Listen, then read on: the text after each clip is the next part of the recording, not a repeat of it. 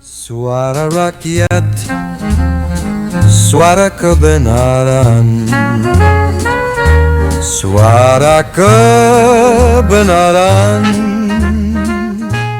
Halo Sobat Demokrasi, selamat berjumpa kembali bersama United Love Channel. Suara rakyat, suara kebenaran.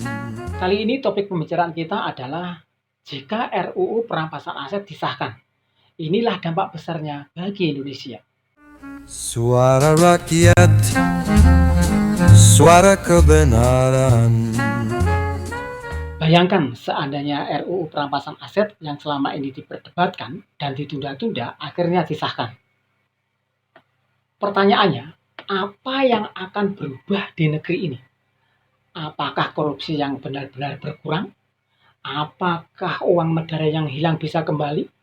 Atau jangan-jangan ada konsekuensi lain yang membuat rakyat justru dirugikan?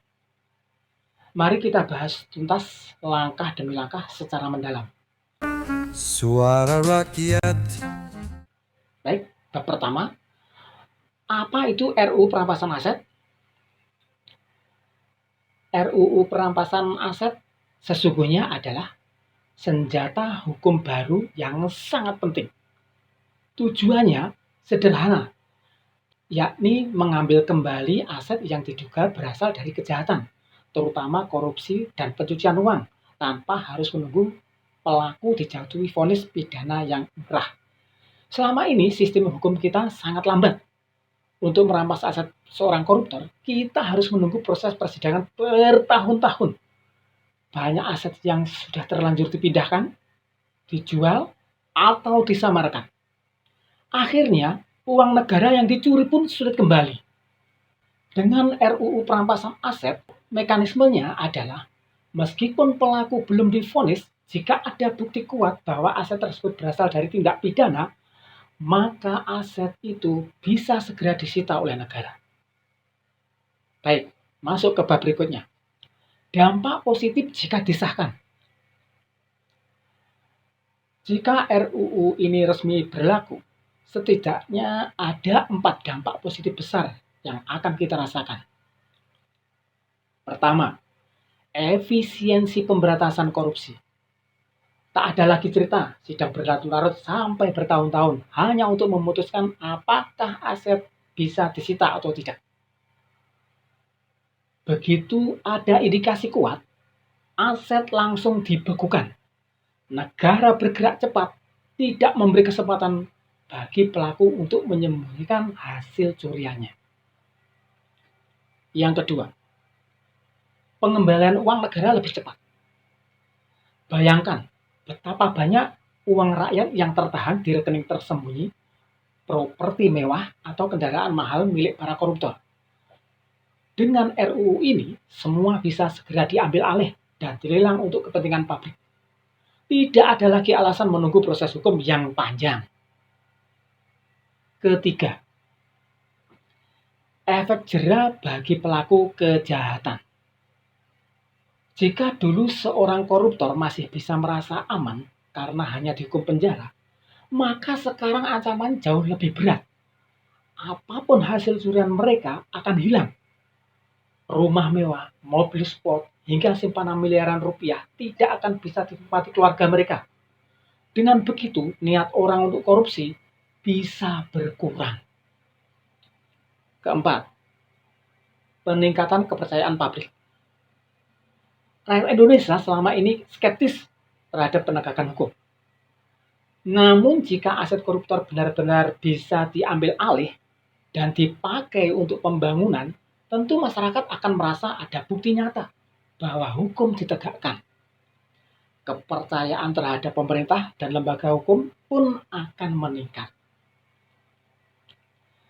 Lanjut ke bab berikutnya, potensi masalah dan kekhawatiran. Namun jangan buru-buru senang. RUU ini bukan tanpa risiko. Ada sejumlah kekhawatiran besar yang harus kita cermati. Pertama, potensi penyalahgunaan kewenangan. Coba bayangkan jika aparat bisa menyita aset seseorang hanya berdasarkan kecurigaan tanpa proses pengadilan yang adil. Apa yang menjamin bahwa aset orang biasa tidak ikut disita? Celah inilah yang bisa dimanfaatkan oknum untuk menekan lawan politik atau pihak-pihak yang tidak disukai. Kedua, persoalan hak asasi manusia. Prinsip hukum modern adalah praduga tak bersalah. Tapi dengan RUU ini, aset bisa diambil dulu meskipun pelaku belum tentu terbukti bersalah. Bagaimana jika seseorang sebenarnya tidak bersalah, tapi asetnya sudah terlanjur disita? Apakah negara bisa menjamin pengembalian yang adil? Ketiga, konflik antar lembaga penegak hukum. KPK, Kejaksaan, Kepolisian, dan Pengadilan akan punya peran besar dalam implementasi RUU ini. Jika koordinasi tidak baik, yang muncul justru tarik-menarik kepentingan. Bukannya menambah kekuatan hukum, malah menambah kekuatan birokrasi. Keempat, perlawanan dari koruptor kelas kakap. Jangan anggap enteng. Para koruptor besar punya jaringan politik, kekuatan finansial, dan akses ke pengacara top.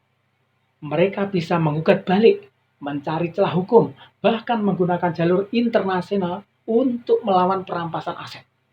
Proses hukum bisa berlarut-larut dan rakyat lagi dan lagi dirugikan. Lanjut ke bab berikutnya, bagaimana jika benar-benar dijalankan? Mari kita berandai-andai jika RUU perampasan aset benar-benar dijalankan. Mungkin kita akan melihat gelombang besar penyitaan aset mewah di berbagai daerah. Rumah-rumah megah yang selama ini berdiri mencolok, mobil-mobil sport berjejer di garasi, apartemen mewah di pusat kota, bahkan rekening miliaran rupiah di bank bisa berpindah tangan ke negara. Pertanyaannya, setelah aset itu masuk ke negara, akan digunakan untuk apa? Idealnya, semua hasil rampasan itu dipakai untuk program sosial, misalnya subsidi pendidikan gratis, peningkatan layanan kesehatan, pembangunan infrastruktur, dan bantuan langsung kepada masyarakat miskin. Namun semua itu butuh transparansi. Jika aset hasil rampasan justru kembali dikorupsi atau digunakan secara tidak jelas, maka tujuan RUU ini akan gagal total. Rakyat akan kehilangan kepercayaan dan hukum kembali dianggap mainan elit. Baik, lanjut ke bab berikutnya. Perbandingan dengan negara lain. Indonesia bukanlah negara pertama yang punya aturan ini. Beberapa negara lain sudah lebih dulu menerapkannya. Di Italia, undang-undang perampasan aset berhasil digunakan untuk melawan mafia. Aset-aset besar jaringan mafia disita negara, dan hasilnya dipakai untuk membiayai layanan publik. Di Amerika Serikat, dikenal dengan istilah civil asset forfeiture, namun praktiknya kontroversial. Banyak kasus di mana aset warga biasa disita hanya karena dicurigai, meskipun tidak terbukti melakukan kejahatan. Inilah contoh buruk yang harus dihindari. Di Filipina, pemerintah berhasil merebut kembali sebagian besar aset mantan diktator Ferdinand Marcos. Butuh perjuangan panjang, tapi akhirnya aset miliaran dolar itu bisa dikembalikan kepada rakyat. Artinya, Indonesia bisa belajar dari praktik baik maupun buruk di negara lain. Jangan sampai kita jatuh pada lubang yang sama. Lanjut ke bab terakhir. Masa depan pemberantasan korupsi. Jika dijalankan dengan benar, RUU perampasan aset bisa menjadi senjata pamungkas melawan korupsi. Tidak hanya menghukum pelaku, tetapi juga mengembalikan hak rakyat. Namun jika dijalankan setengah hati atau penuh celah, maka RUU ini hanya akan jadi aturan kosong. Yang terjadi hanyalah simbol politik tanpa dampak nyata di lapangan. Nah, kunci keberhasilan ada pada 3 hal. Pertama, transparansi dalam proses perampasan dan pengelolaan aset. Kedua, akuntabilitas lembaga penegak hukum agar tidak menyalahgunakan kewenangan. Ketiga, partisipasi publik dalam mengawasi pelaksanaannya. Jadi, Sobat Demokrasi, jika RUU perampasan aset benar-benar disahkan, kita punya peluang besar untuk melihat perubahan nyata dalam pemberantasan korupsi. Tetapi kita juga tidak boleh lengah, karena potensi penyalahgunaan selalu ada. Apakah kita siap mengawasi jalannya aturan ini?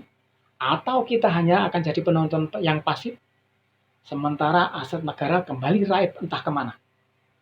Semua kembali pada kita sebagai rakyat.